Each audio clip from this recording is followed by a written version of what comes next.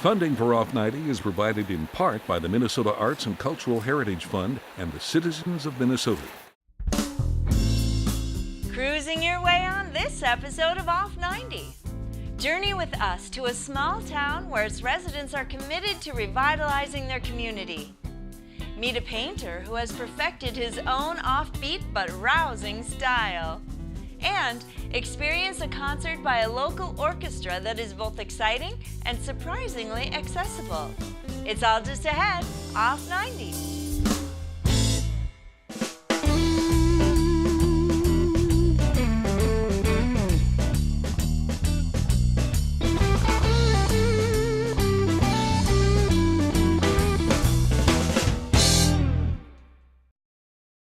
Hi, I'm Barbara Keith. Thanks for joining me on this episode of Off 90. One of the great romantic images of American life is the small town. Much of our heritage was born on the main streets and friendly neighborhoods of rural hamlets across America. But it's a lifestyle that's disappearing. Small towns are shrinking due to economics and urbanization. Except in Amboy, Minnesota, where residents are reinvesting in their community and keeping the small town American dream alive. I have lived a long time, my whole life in Amboy, and I really knew just about everybody in Amboy. But now new people have moved in. When I look up and down the street, I don't know all those people anymore, and I used to. I think it's a wonderful place to live, and we're very friendly. We are.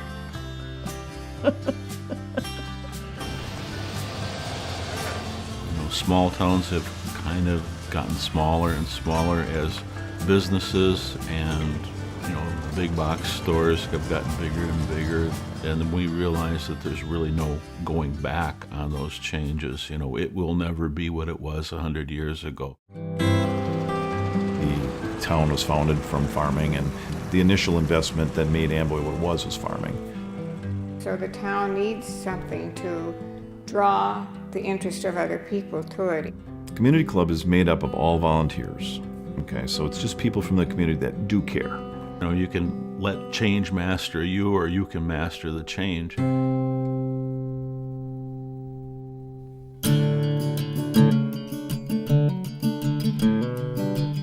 We were looking for something to kind of go into a positive, and we looked at buildings that were unique and different, and businesses that were unique and different.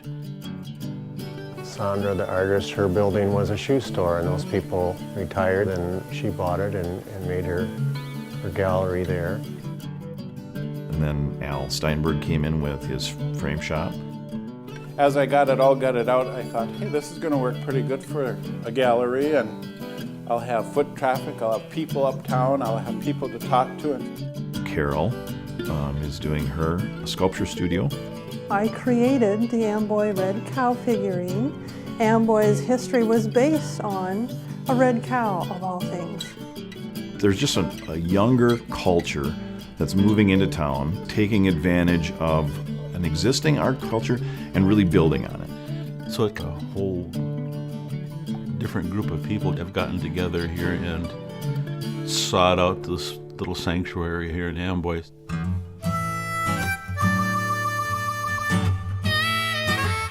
You started your town by the railroad, so that's where the town of Shelbyville started, but then it grew into Amboy, and of course we were right by the railroad track. My grandfather, who was Henry William Bussey, I think they chipped in $100, and that was a big amount then. But a lot of people in the area chipped in money to get the town kind of going, to get things started. Our depot was picked up and moved to another community before I was born. The gentleman who owned the depot over in Huntley saw what we were doing here in Amboy and offered it to the community. He saw that we would be willing to restore it and make it something useful again. Part of our depot project is going to be about adding more ability for arts to be in the community, so that we can open up more space and we can provide more opportunity for artists as they come.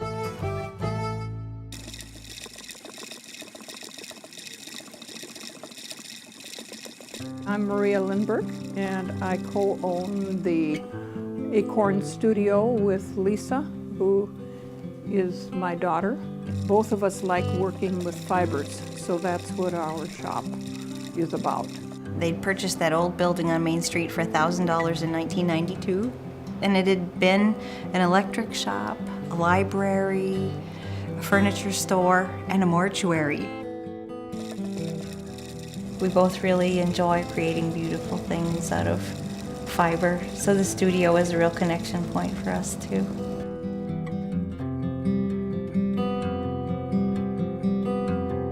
The Cottage Cafe was probably one of the first examples of something where a building was taken from its original use and repurposed and reused, in another fashion altogether.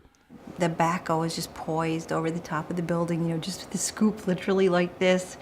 And we're going like, oh my gosh, it's such a cute building. They just can't take it down. And I guess they delegated me to go across the street. And the guys looked at me and they said, well, do you want it? And I said, I guess. She took a gas station and made a cafe out of it. Before we even got the building up and going, we needed to do some community outreach just to see what kind of interest level we would have and what kind of support we would have. So I got the idea, have people purchase cups that would be personalized for them, and their coffee and tea would be free. So it was kind of like you were a shareholder. It helped really gel a community around her business. Some of us have paid more than $100 for our cups because we use them more often, You don't have no choice of colors in this deal. A little bit about it. This is a crowd of characters that come in every morning. It's the only place I drink coffee. And she took, the normal menu that was served in small town and focused more on healthy choices, which she sought out organic foods. Local, natural ingredients and healthy, so I'm buying into that. Beautiful. Radio Keel's coming in for breakfast. One of our local organic farmers. Well, I know the reason we come to Amboy is quality of the food and personal connection with the people, and that's, you got that, you got a business, But we started processing our grains and stuff into flour and mixes and so forth. We started selling to the co-op stores and the restaurants like this one.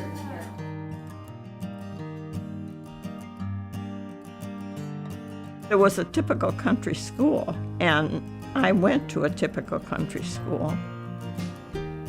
My husband and I helped restore this schoolhouse, which was moved in here from the country, and along with many, many people, the community club and many former students came here and helped put this school back together.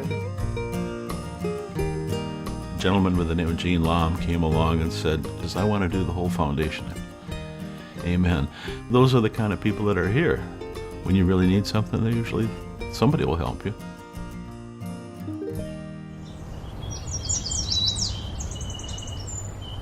It was built in about 1909. It's kind of a unique architectural structure. And it's an old one-lane wood deck bridge, but obviously it became unsafe. So the county wanted to tear it down. Well, the folks who have some history with that bridge got together and they said, you can't do that. This is important to our town. It's such an asset for the community. There's only 2 of them in the state of Minnesota like it. And so they asked about whether it could be listed on the National Register of Historic Places, and they got that. This summer, we will in fact rehabilitate the bridge. Of course, it retains its location over the Blue Earth River. I canoed on the Blue Earth my entire childhood. My father and I would take our canoe down and we'd launch from the Dodd Ford Bridge. The Blue Earth River had been assessed and had been recommended to be a state water trail, but had never made it to the final step of being officially designated. So that was something that we fixed. That a small town can come back with community involvement. Our Main Street is full. The businesses have had to adapt to changing times. The artists add a lot to that. It's about promoting each other so that we all lift each other up. It's just really an incredible thing to see. I've always said that you had to almost leave home in order to come back home. When it was all said and done, the roots of my happiness was still in the small town.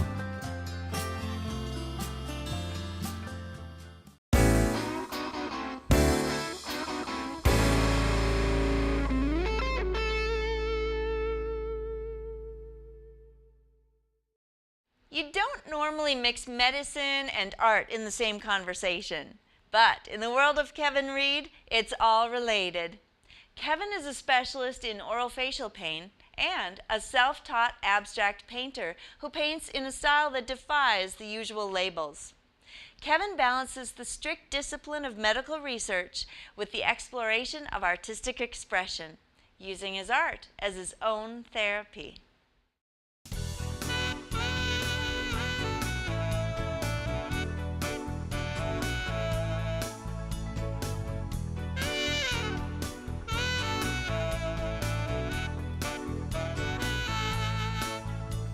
Probably one of the most compelling reasons that I paint the things that I paint is because I'm a sort of a rebel. My name is Kevin Reed. I'm an artist and a dad and a doctor. And I've always been kind of a creative character, kind of a rambunctious, restless, soul.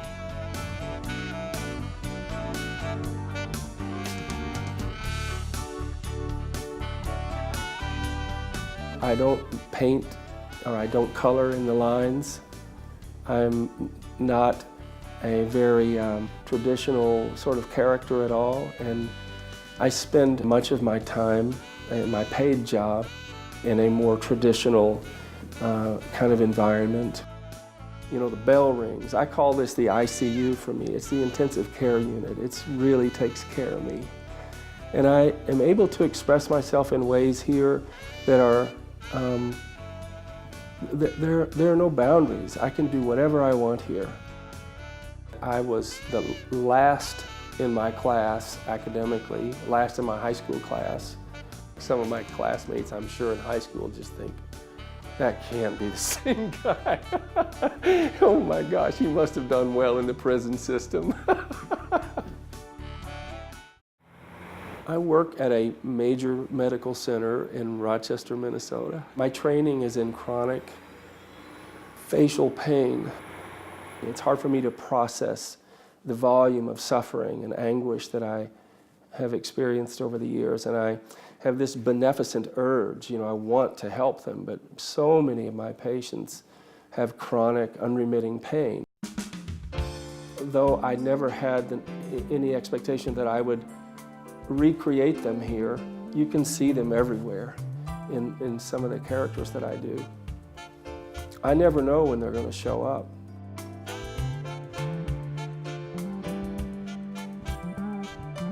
Sometimes I'll do a painting and we'll step back and just think, God, where did you come from? And I feel terrible sometimes for these creatures that I paint.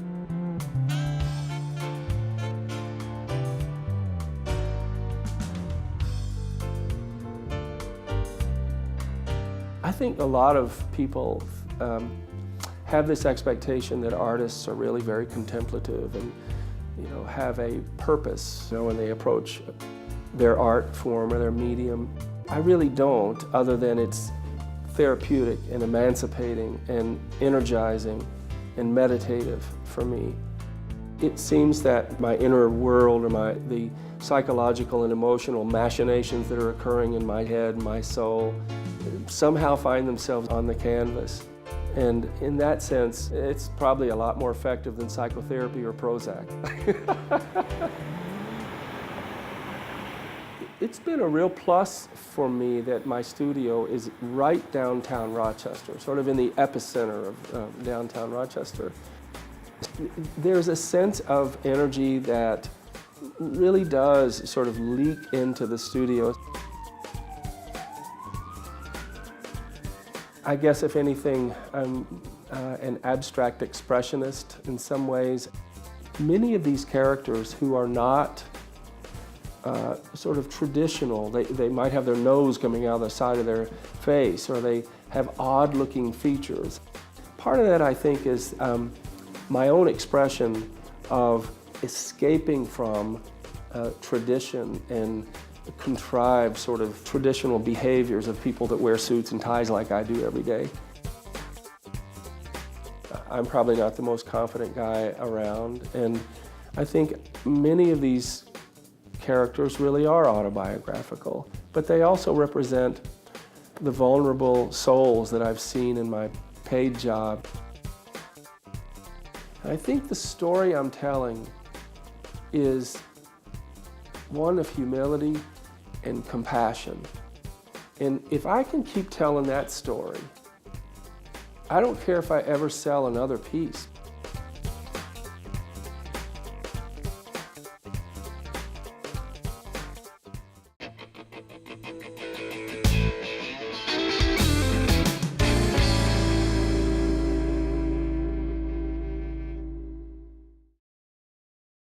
When string players accompanied the Austin Oratorio Society in some of their productions, dreams of a symphony orchestra began.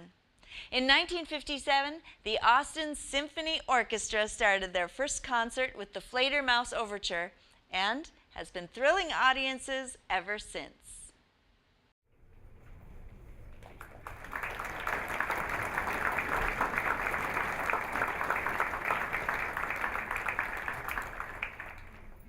The people who regularly attend concerts are continually amazed about how the orchestra continues to grow.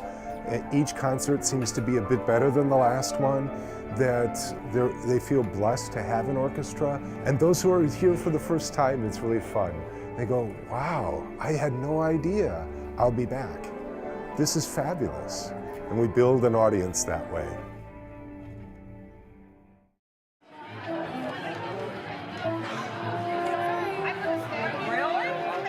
The Austin Symphony is a special organization since it's involving local musicians who have played, not professionally, but have played all their lives in orchestras themselves or our orchestra, or have resulted in musicians from elsewhere. Most of our musicians are not going to be making a living playing for the Austin Symphony Orchestra. It's mostly an encouragement for them to play, and so they're not playing for nothing. But so I guess we're just happy to be able to have an orchestra that people can have an outlet for their own personal playing pleasure. It is unusual for a city the size of Austin, 25,000 or so, to have an orchestra of this size for this long a time period. Many orchestras, including the Cleveland Orchestra, the New York Philharmonic Orchestra, the Orchestra of San Francisco, are all having problems maintaining their budget, as well as the Minnesota Orchestra. So we are really excited to know that our orchestra has been going on for 57 years in a city this size and maintaining an audience that pays the bills.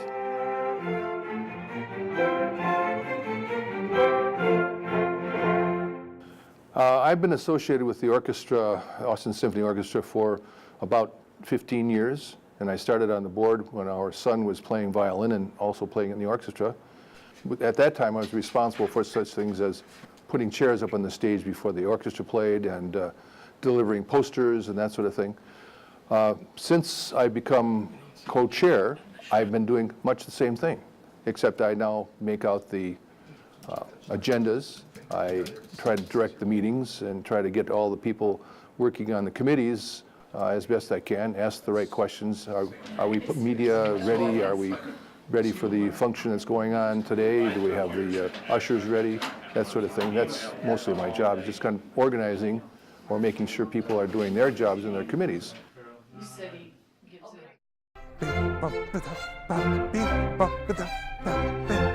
Yep, but already the two corner notes, third and fourth beat, are getting too long. And this is my 20th season as the music director of the Austin Symphony. I'm very privileged to have been here for that long. For a conductor, it's amazing. You don't have that many opportunities in a lifetime to pursue your career. I got a graduate degree, a master's degree in orchestral conducting, and then was out on the market looking for jobs. I started by starting my own orchestra in Dakota County, the Dakota Valley Symphony. And then 8 years into that process, my teacher and mentor in the Twin Cities recommended that I contact the Austin Symphony. He had a friend on the board here, knew they were looking for a music director. I auditioned and received the position, very fortunately received the position here. It's a blessing to have this kind of work, to be able to make a living making art and making music.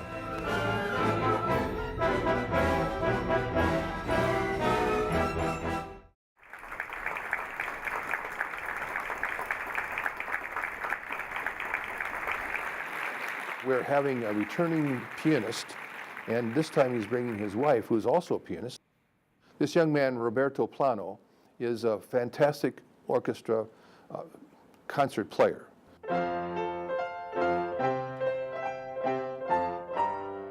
He lives in Italy and plays all throughout Europe as well as the United States.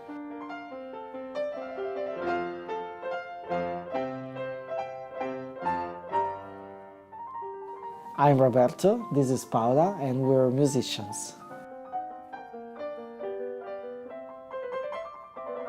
We're very happy to be here, and this is my 6th time in Austin, Minnesota, and that's Paula's 1st time, because she will join me to be soloists with the Austin Symphony.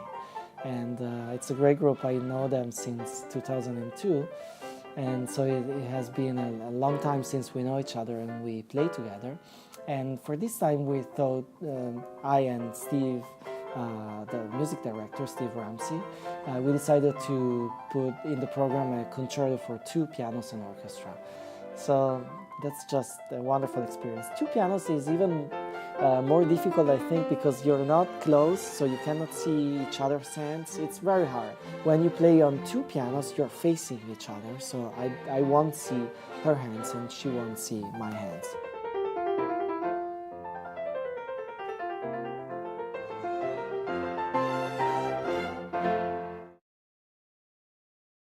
When you play 4 hands, you're on one keyboard, so it's easier to see each other's hands.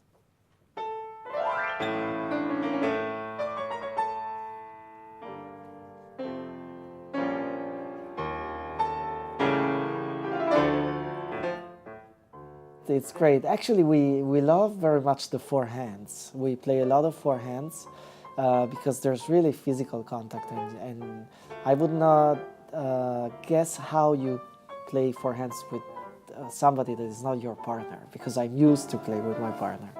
So that's just a wonderful experience.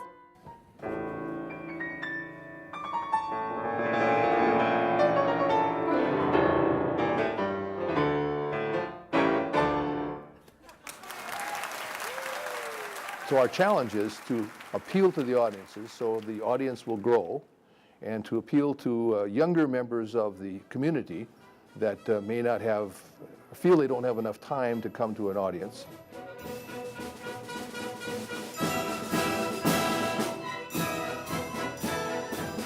And we're trying to do that by incorporating things like the dance profession, the Austin Symphony Chorus, the Austin High School players. Those people, when they come in, our audience grows, of course, because you bring in students who bring in parents and grandparents, and so that's a way to raise the audience, number of audience.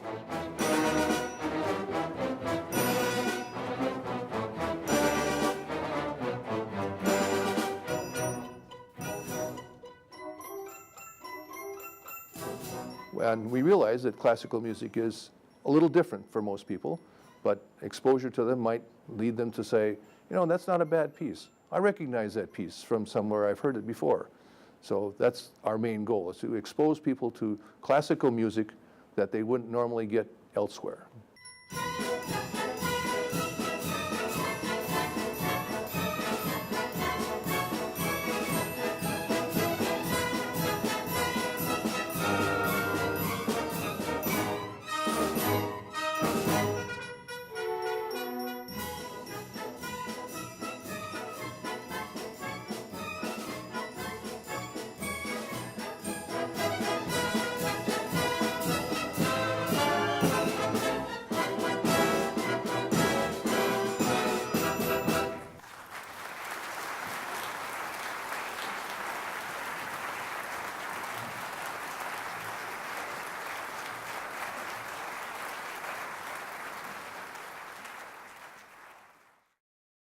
That's all for this episode.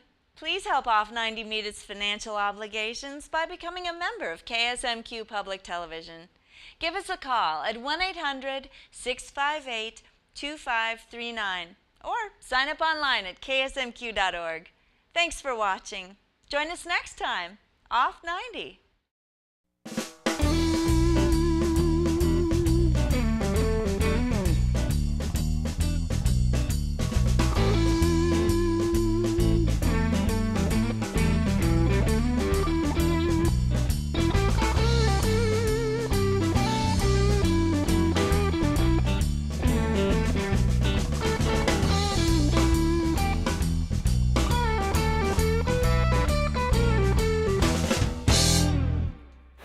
Funding for Off 90 is provided in part by the Minnesota Arts and Cultural Heritage Fund and the citizens of Minnesota.